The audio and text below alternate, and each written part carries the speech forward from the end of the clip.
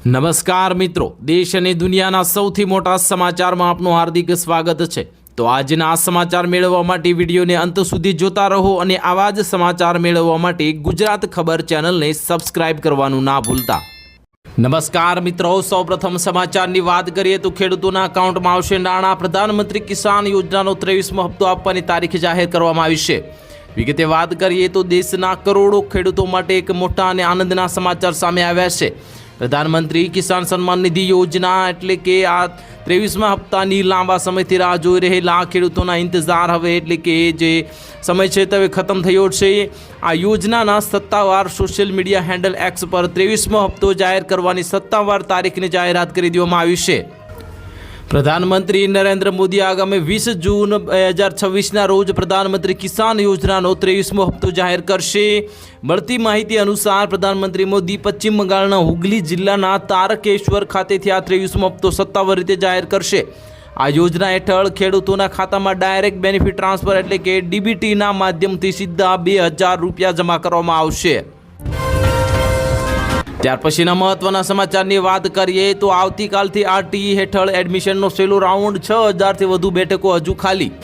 વિગતે વાત કરીએ તો આરટીઈ હેઠળ ધોરણ 1માં એટલે કે પહેલા ધોરણમાં વિનામૂલ્યે પ્રવેશ માટેની સરકારની આ ઓનલાઈન કેન્દ્રીય પ્રક્રિયામાં ત્રીજો રાઉન્ડ પૂરો થઈ ગયો છે અને ત્રીજા રાઉન્ડ બાદ પણ હજુ 6000થી વધુ બેઠકો ખાલી રહી છે। ત્યારે આજે ચોથો અને અંતિમ રાઉન્ડ યોજાશે। આ વર્ષે પણ પ્રવેશ પ્રક્રિયા પૂરી થયા બાદ અનેક બેઠકો ખાલી જ રહેશે, કારણ કે જે બેઠકો ખાલી છે તેમાં વાલીઓની ચોઈસ નથી એટલે કે પસંદગી નથી અને વાલીઓની જે પસંદ છે ત્યાં બેઠકો ખાલી નથી।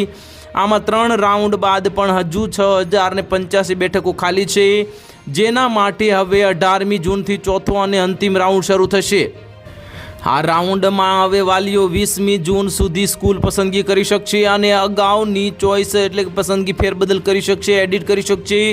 4 રાઉન્ડ બાદ પણ ઘણી બેઠકો ખાલી રહે તેમ છે અને કારણ કે ઘણી સ્કૂલોમાં ખાલી બેઠકો સામે વાલીઓની ચોઈસ એટલે કે પસંદગી જ નથી। ત્યાર પછીના મહત્વના સમાચારની વાત કરીએ તો ગુજરાતમાં ચોમાસું ફરી ધીમું પડ્યું। નિયમિત વરસાદ માટે હજુ રાહ જોવી પડશે, આઈએમડી વિભાગે કરી મોટી આગાહી। વિગતે વાત કરીએ તો ગુજરાતમાં ચોમાસાની શરૂઆત બાદ વરસાદી ગતિવિધિ ફરી ધીમી પડી ગઈ છે, જે ખેડૂતો માટે ખૂબ જ મોટા દુઃખદ સમાચાર કહી શકાય। હવામાન વિભાગના જણાવ્યા અનુસાર રાજ્યમાં નિયમિત અને વ્યાપક ચોમાસા માટે હજુ રાહ જોવી પડશે। આગામી 7 દિવસની અનુમાન મુજબ 17 જૂનથી એટલે કે 23 જૂન દરમિયાન માત્ર 2 દિવસ કેટલાક વિસ્તારોમાં હળવાથી મધ્યમ વરસાદની સંભાવના છે, જ્યારે ત્યારબાદ મોટા ભાગના વિસ્તારોમાં હવામાન સૂકું રહેવાની શક્યતા છે। હવામાન વિભાગના ડાયરેક્ટર A.K. દાસે જણાવ્યું હતું કે 17 અને 18 જૂન દરમિયાન ગુજરાતના વિવિધ વિસ્તારોમાં છૂટાછવાયા સ્થળોએ ગાજવીજ સાથે હળવાથી મધ્યમ વરસાદ પડી શકે છે। જો કે રાજ્યવ્યાપી ભારે અથવા તો નિયમિત વરસાદની કોઈ સ્થિતિ હાલ દેખાઈ રહી નથી। ત્યાર પછીના મહત્વના સમાચારની વાત કરીએ તો લાખો લોકોને મોટી રાહત। 20 કિલોમીટરની ત્રિજ્યામાં રહેતા લોકોને હવે વારંવાર નહીં ચૂકવવો પડે ટોલ। વિગતે વાત કરીએ તો દેશભરના મોટા ટોલ પ્લાઝા પર લાંબી કતારો અને વારંવાર ટોલ ચૂકવવાની ઝંઝટમાં રાહત મળવાની તૈયારી છે। કેન્દ્ર સરકાર ટોલ પ્લાઝા સિસ્ટમને હવે અદ્યતન ટેકનોલોજી સાથે અપગ્રેડ કરવાની જ તૈયારી કરી રહી છે। આ પહેલાં પણ હેઠળ હવે ટોલ પ્લાઝાની નજીક રહેતા રહેવાસીઓ માટે ડિજિટલ ઈ પાસ સેવા શરૂ કરવામાં આવી શકે છે, જેનાથી તેમને વારંવાર ટોલ ટેક્સ ચૂકવવાની જરૂરિયાત દૂર થઈ શકે છે। સરકાર ટોલ વસૂલાતને ઝડપી, પારદર્શક અને સંપૂર્ણપણે ડિજિટલ બનાવવાનો હેતુ ધરાવે છે।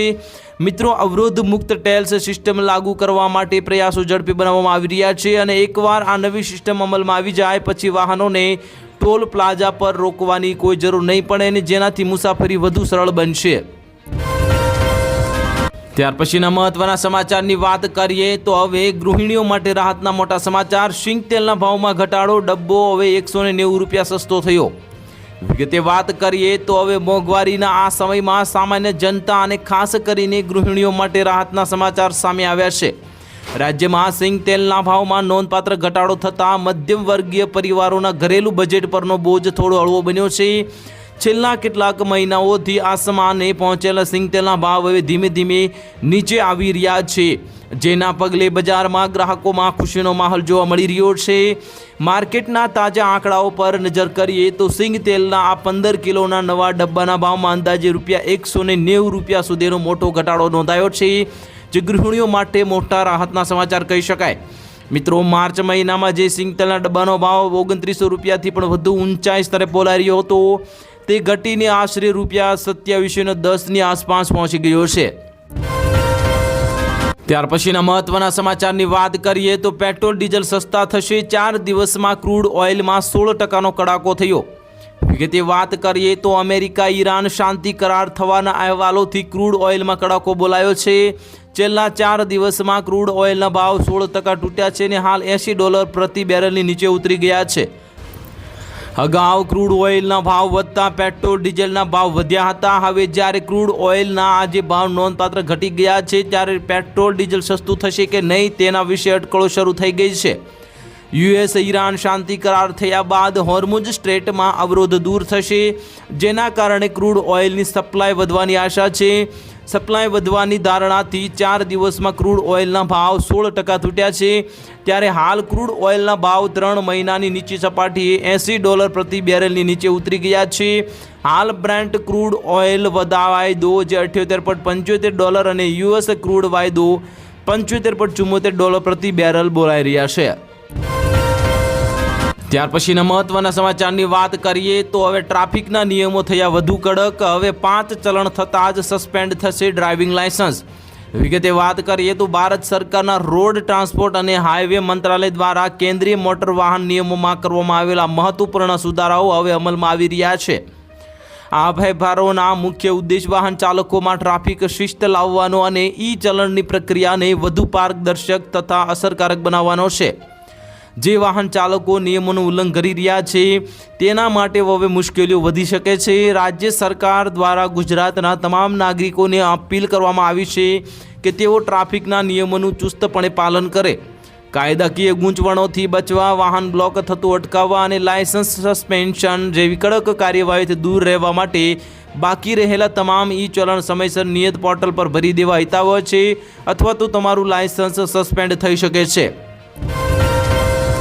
ત્યાર પછીના મહત્વના સમાચારની વાત કરીએ તો 17 રાજ્યો પર મંડરાઈ રહ્યું છે ચક્રવાતનું સંકટ। હવામાન વિભાગે જાહેર કર્યું હાઈ એલર્ટ। વિગતે વાત કરીએ તો ભારતીય હવામાન વિભાગ IMD દ્વારા ચોમાસાને લઈને એક નવું અને મહત્વપૂર્ણ બુલેટિન જાહેર કરવામાં આવ્યું છે।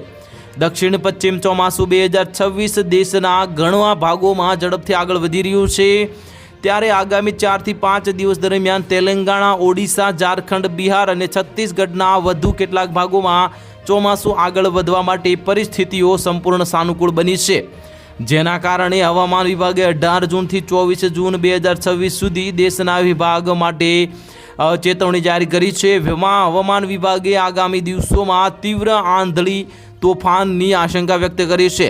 જમ્મુ કાશ્મીર, હિમાચલ પ્રદેશ અને ઉત્તરાખંડમાં 40 થી 50 કિલોમીટર પ્રતિ કલાકની ઝડપે પવન ફૂંકાશે અને કેટલાક સ્થળોએ તો કરા પડવાની પણ આગાહી વ્યક્ત કરવામાં આવી છે। ત્યાર પછીના મહત્વના સમાચારની વાત કરીએ તો હવે સોના ચાંદીના ભાવમાં કડાકો। અમેરિકન ઈરાન ડીલની જે મોટી અસર, ચાંદીના ભાવમાં 7,000નો તોતિંગ ઘટાડો થયો। વિગતે વાત કરીએ તો હવે આ મહિનાથી વધુ સમયના સંઘર્ષ પછી અમેરિકા અને ઈરાન વચ્ચે એક કરાર પર હસ્તાક્ષર થયા છે। બંને દેશો વચ્ચે શાંતિ કરારના સમાચાર બાદ સોના અને ચાંદીના ભાવ સતત 3 દિવસ સુધી વધ્યા છે। જો કે આજે બંને કિંમતી ધાતુઓમાં ફરી ઘટાડો જોવા મળ્યો છે। જી હા મિત્રો, આજે બંને ધાતુઓમાં મોટો ઘટાડો જોવા મળ્યો છે। આ કરારના સમાચાર બાદ શેર બજારમાં તેજી જોવા મળી હતી અને બુધવારે જે સતત ત્રીજા દિવસે ઊંચે બંધ થયો હતો। અમેરિકા અને ઈરાન વચ્ચે કરારના સમાચાર બાદ સોમવાર એટલે કે 15 જૂનના રોજ સવારે સોનાના ભાવમાં વધારો થયો હતો। આ પછી તે સતત 2 દિવસ સુધી વધતો રહ્યો, પરંતુ આજે ગુરુવારે સવારે સતત ચોથા દિવસે નોંધપાત્ર ઘટાડો જોવા મળી રહ્યો છે। ફેડરલ રિઝર્વે આ વ્યાજમાં દરોમાં કોઈ ફેરફાર ન કર્યા બાદ આજે બજારમાં ઘટાડો જોવા મળી રહ્યો છે।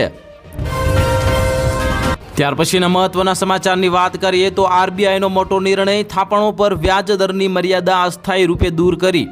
વિગતે વાત કરીએ તો હવે આરબીઆઈ એટલે કે રિઝર્વ બેંક ઓફ ઇન્ડિયાએ જણાવ્યું છે કે બેંકો દ્વારા એકત્રિત કરવામાં આવેલી નવી FCNR બી થાપણો પર લાગુ કરવાની દરની ટોચ મર્યાદા, જેમાં પાકની તારીખથી રિન્યૂ કરાયેલી થાપણો 3 વર્ષ અને તેથી વધુ સમયગાળા માટે અને 5 વર્ષ સુધીની સહિત માટે 17 જૂન 2026થી ઉઠાવીને લઈને 30 સપ્ટેમ્બર 2026 સુધી કરવામાં આવ્યું છે.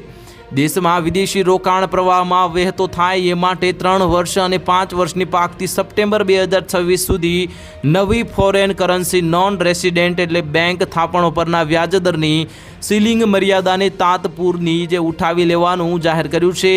આ પગલાંથી બેંકોને નોન રેસિડેન્ટ ઇન્ડિયન્સ એટલે કે NRI નોન રેસિડેન્શિયલ ઇન્ડિયન્સ એટલે કે ભારતીયો પાસેથી ફોરેન કરન્સી ડિપોઝિટ મેળવવામાં વધુ સુગમતા મળશે.